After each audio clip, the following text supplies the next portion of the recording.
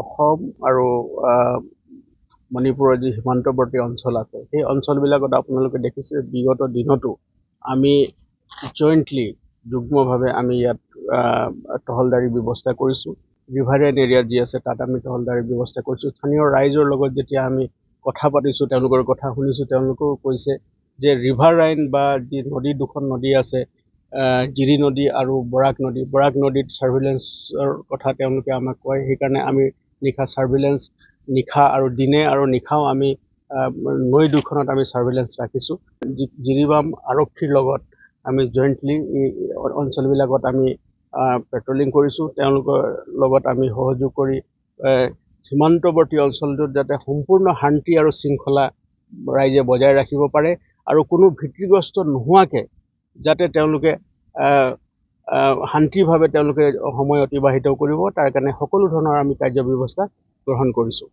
বহুত এটা অঞ্চল জুৰি আছে আমাৰ সীমা অঞ্চল, অসম আৰু মণিপুৰ সীমা অঞ্চল। গতিকে এই সীমান্ত অঞ্চলত লোকসকল বসতি কৰি আছে, বিভিন্ন জনগোষ্ঠীয় লোক ইয়াত বসতি কৰি আছে আৰু তেওঁলোকৰ যাতে কোনো ধৰণৰ অশান্তি নহয় বা তেওঁলোকে যাতে কোনো ধৰণৰ ভয়ভীত হৈ তেওঁলোকে থাকিব নালাগে, দিনে হওক নিশা হওক, তাৰ কাৰণে 24 ঘণ্টাই আমাৰ আৰক্ষী বাহিনীৰ লোক আছে, কামাণ্ডো ফ'ৰ্চেছ আছে, CRPFৰ লোক আছে, সকলোৱে মিলি ইয়াত আমি পুলিচৰ টহলদাৰী ব্যৱস্থা কৰিছোঁ যাতে তেওঁলোকে শান্তি আৰু শৃংখলাৰ মাজত থাকিব পাৰে। তাৰ লগতে দ্বৈতভাৱে আমি জিৰিবাম আৰক্ষীৰ লগত মিলি আপুনি দেখিছে SP মহোদয়, আমি এই ধৰণে আজি বুলি নহয়, আমি প্ৰতিদিনাই আমি ইয়াতে লগ হৈছোঁ আৰু আলোচনা কৰিছোঁ আৰু যি অঞ্চলসমূহত আমাৰ পেট্ৰলিঙৰ বেছি দৰকাৰ হয় সেইবিলাক জেগাত আমি কথা পাতি জইণ্টলি আমি সেইবিলাক জেগাত পেট্ৰলিং আমি ইণ্টেনচিফাই কৰিছোঁ ছ' ডেট তাৰ অঞ্চলত থকা যিসকল লোক আছে তেওঁলোকে শান্তিৰে থাকিব পাৰে, নিৰাপত্তাৰে থাকিব পাৰে।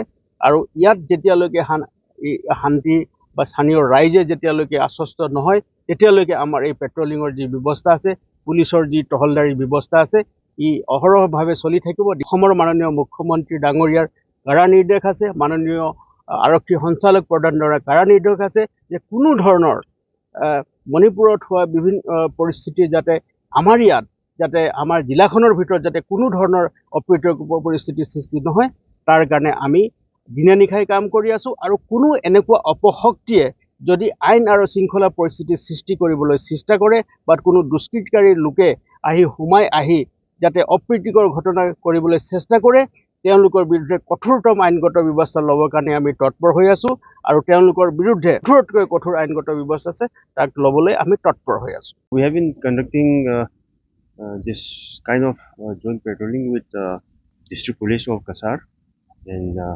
our SP Kasar, Sir Numal, has been very instrumental in maintaining law and order in border areas, especially in the riverine areas also. So they have been conducting regular patrolling in the river ways. So at the same time, this side also, Jiribam district side also, we have been conducting this sort of night patrolling in the border area between the Kasar and the Jiribam. So today we have been, as a part of the security measures, we have been conducting joint patrolling in this border area, and we will be continuing doing this sort of joint exercise together with the Kasar district police. Situation क्या है जिरीबाम का?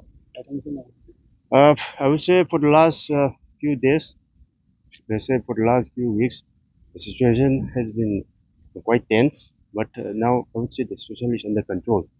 We've been working in a very close synergy with the Kasar district police, especially whenever there is some requirement, we request to SP Kasar and the DC Kasar for any support, like let's say for example for the post-mortem thing also. Jiribam being very in the border, being the border district, and there has been difficulty in going to Impal for any sort of post-mortem and all. So we have been working together with Kasar district SP and the Kasar district DC, so that we have been conducting post-mortem and other activities there in Kasar district. So they have been they have been helping us in good coordination with Kasar district also.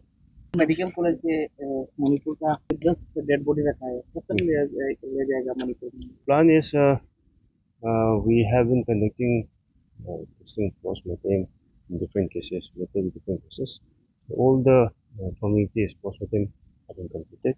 And tomorrow we are planning to hand over the dead bodies to their related members.